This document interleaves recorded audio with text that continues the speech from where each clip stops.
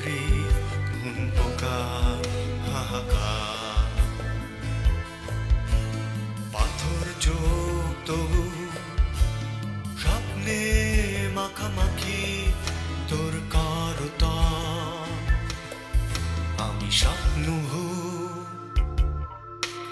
প্রেতাত্মা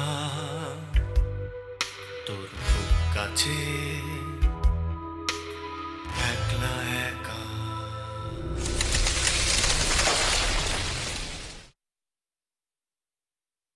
এখানে এভাবে দাঁড়াই থেকো না, বাসা যাও।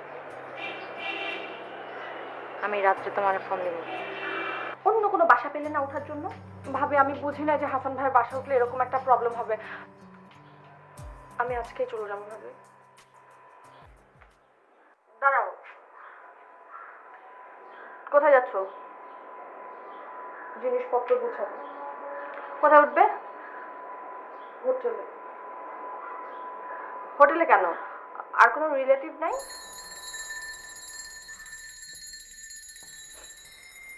আচ্ছা, কিন্তু ওনারা কেউ ঢাকায় থাকেন না, সবাই টাঙ্গাইলে থাকে। ও আচ্ছা, এদিকে আসো। এদিকে আসো। আরে ফ্যাচ ফ্যাচ করে কাঁদতেছো কেন? কান্নার মতো কি বললাম? কিচ্ছু বলেন নাই, আমার স্বভাব খারাপ, কারণে চোখে পানি আসে।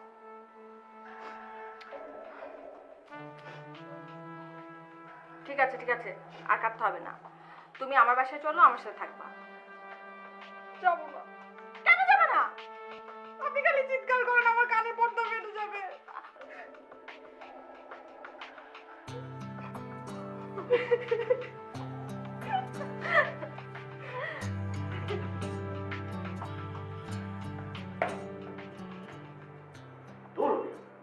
তুমি একটা কাজে যদি হয়ে থাকো মিয়া, তোমার বললাম যে মেয়ের একটু বুঝে আসো না, তুমি একটু ব্যাপারটা একটু ট্যাকেল করো।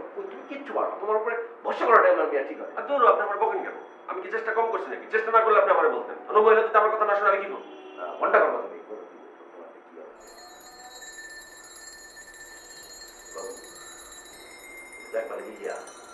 একটু দরজায় কান টান পাইতে শোনো। ইলোরা তো মনে হয় মাইক করা শুরু করে দিচ্ছে। যাও না একটু দেখেন, আমি কান টান পাইলে কিছু শুনতে পারবো না। আপনার যদি এত ইচ্ছা লাগে আপনি কান পাইতে শুনেন। আমি মহিলাকে ডরাই, আমি পারুন না। মহিলাকে ডরাই, আপনি যান, আপনি কান পাইতে শুনেন, যান। আচ্ছা ঠিক আছে, কারণে যাওয়ার দরকার নেই, তুমি বসো চুপচাপ। পয়লা ধাক্কাটা ওই মায়ের উপর দিয়ে যান, বুঝছো না? তাতে আমার উপরে চাপটা একটু কম করবো। ঝাড়ু যত পারে ঝাড়ু, ঝাড়ু। স্বার্থপরের মতো কথা বলুন। আসো।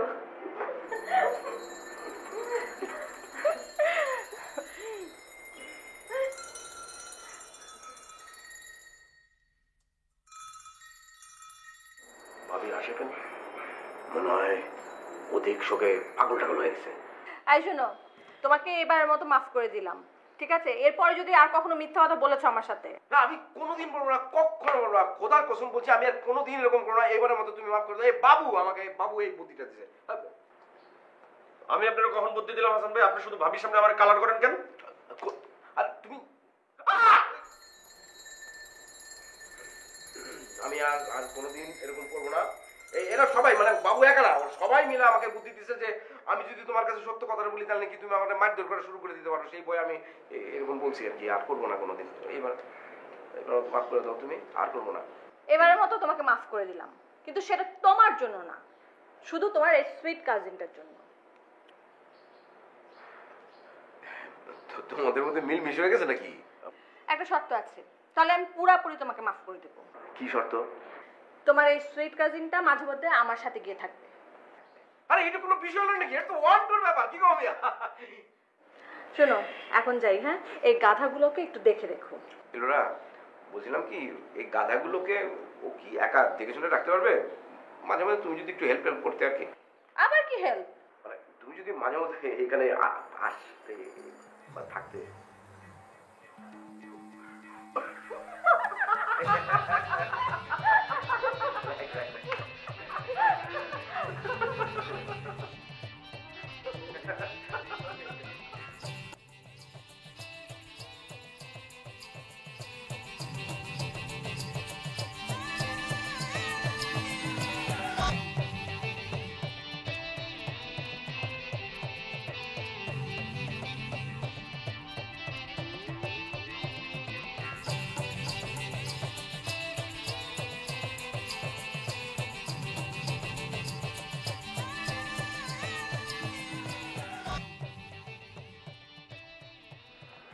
তুমি কি আবার ওই লোকটার কাছে ফিরে যাবা?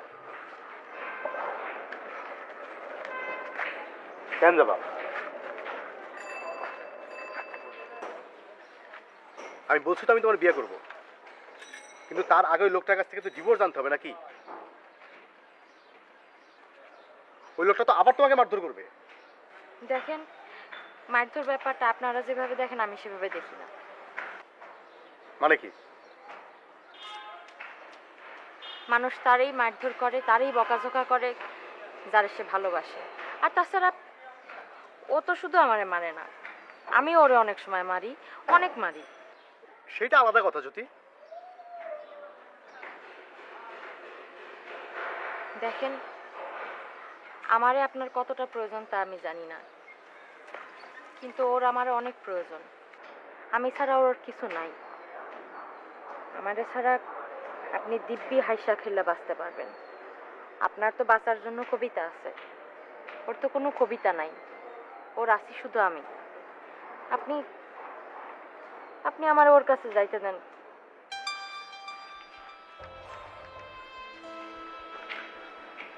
আমার কাছে একবেলা খাও, একবেলা খাও ওর কাছে। পোকায় আমার কাটলে পাতা, ফুল ফোটালে ওর গাছে।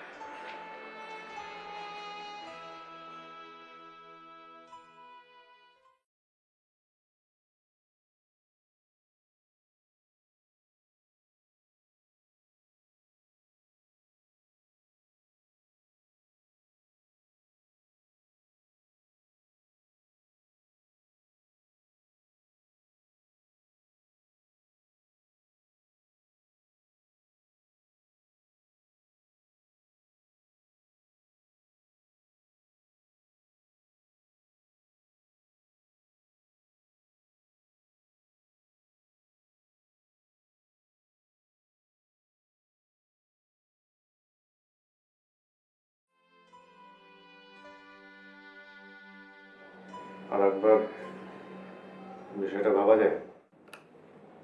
কোন বিষয়? তোমার চলে যাওয়ার বিষয়টা।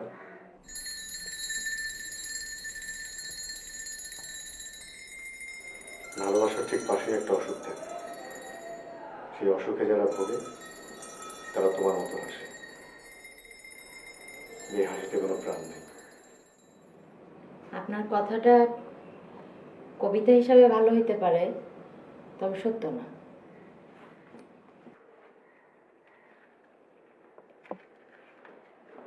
যদি যদি দাও, তোমার আগে দিয়েছি। দরকার হবে না। অন্তত এটা করতে দাও। এত রাতে একা একা যাইতে পারবো না। বাইরে সেলিম আছে, যাইতে পারবো, অসুবিধা হবে না। উনি কেন আসলেন? যার বাসায় যাবো তার আশাটা ভালো না?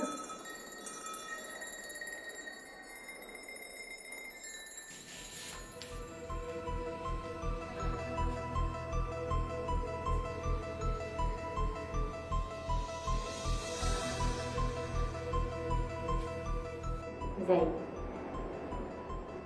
যাই যাই বললেই সবটা যায় না, কিছুটা থেকেই যায়। এরই নাম জীবন।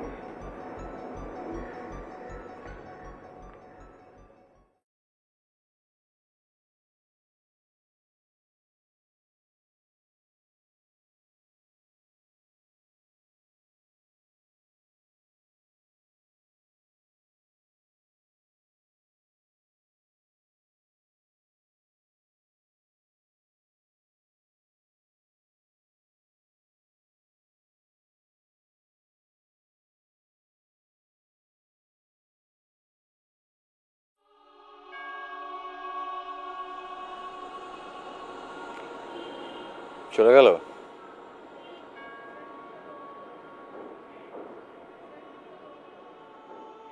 কখন?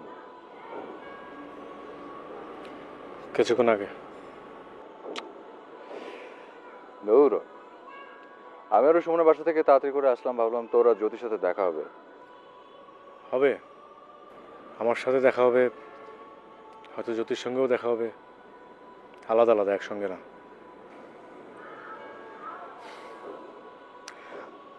বুঝতে পারতেছি তোর মন খারাপ লাগতেছে। না, তুই বুঝতে পারতেছিস না মোটেই। এটা বোঝার মতো মেন্টালিটি তোর নাই। মানে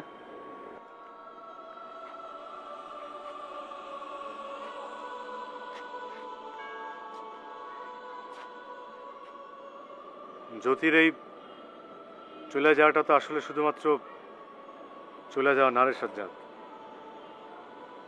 যদি শুধুমাত্র চলে যাওয়া হইতো তাহলে আমার মধ্যে দুঃখের কোনো ফিলিংস থাকতো, দুঃখ পাইতাম, হয়তোবা দু এক ফোঁটা চোখের পানিও ফেলাইতাম। আমার মনের ভিতরে যে এখন যে ফিলিংসটা কাজ করতেছে এটা মোটেই দুঃখের না।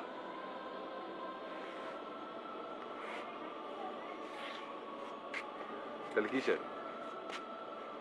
অপমানের। কিরকম? জ্যোতির হাজবেন্ড আছে না সেলিম, ওর সঙ্গে আমার একটা খেলা চলতেছিল। খেলাটা বেশ ভালোই চলতেছিল। খেলার এমন একটা পর্যায়ে আমি পৌঁছে গেছিলাম যে মনে হচ্ছিল আমি খেলাটা জিতে যাব, কিন্তু ঠিক ওই মুহূর্তে এসে সারা খেলাটা হারে গেলাম আমি।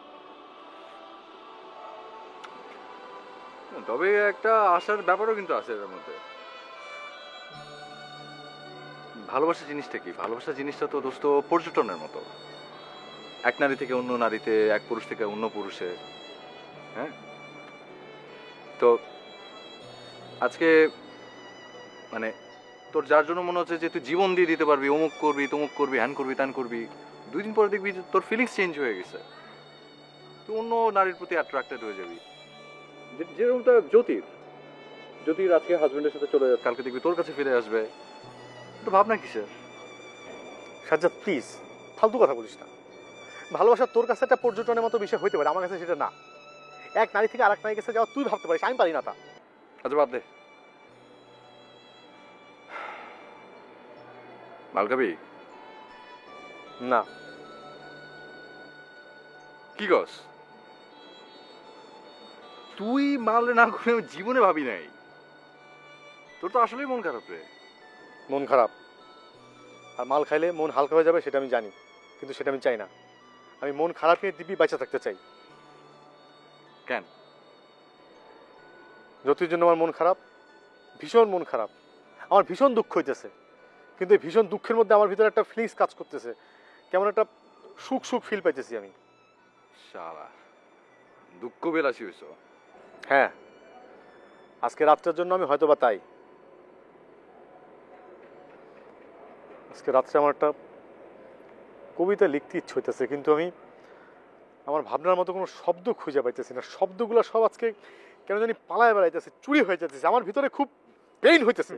দোস্ত চল তোরে হেল্প করে আয়, দুজনে মিলে কবিতা লিখে ফেলি। না, আজকে রাত্রের কবিতা, আমার কবিতা আমার একলাই লিখতে হবে।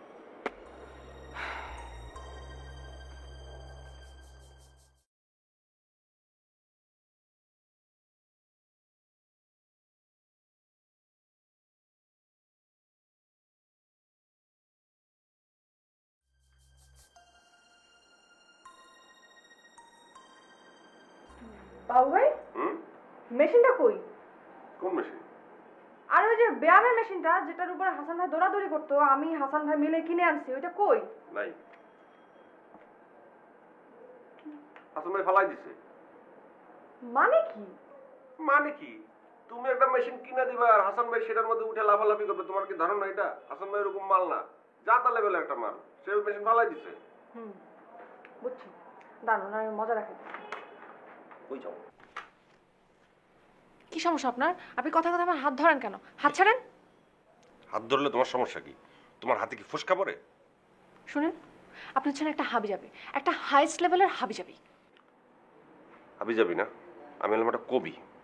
এই যে আমি তোমার হাত ধরছি না, এটা হলো একটা কবির হাত। কবির হাতে কাগজ কলম আর সুন্দরী মেয়েদের হাত, এই দুইটা জিনিস থাকা একদম বৈধ, এটার মধ্যে কোনো অবৈধ কিছু নাই। এই কথাটা তোমার আমি বহুবার বলার চেষ্টা করছি, তুমি এক কান দিয়ে ঢুকেছো আর এক কান দিয়ে বাইর করছো কেন? শুনেন, কি বলবেন তাড়াতাড়ি বলেন, আমার হাতে একদম টাইম নেই। তোমার নাম না তাসমিনা হয়ে যদি নীরা হইতো খুব ভালো হইতো। নীরা? কেন? নীরাকে চিনো না? নীরা হচ্ছে সুনীলের প্রেমিকা। ওই কবিতাটা শোনো নাই? যে হাত ছুঁয়েছে নীরার হাত, সে হাত কখনো অন্যায় করতে পারে না।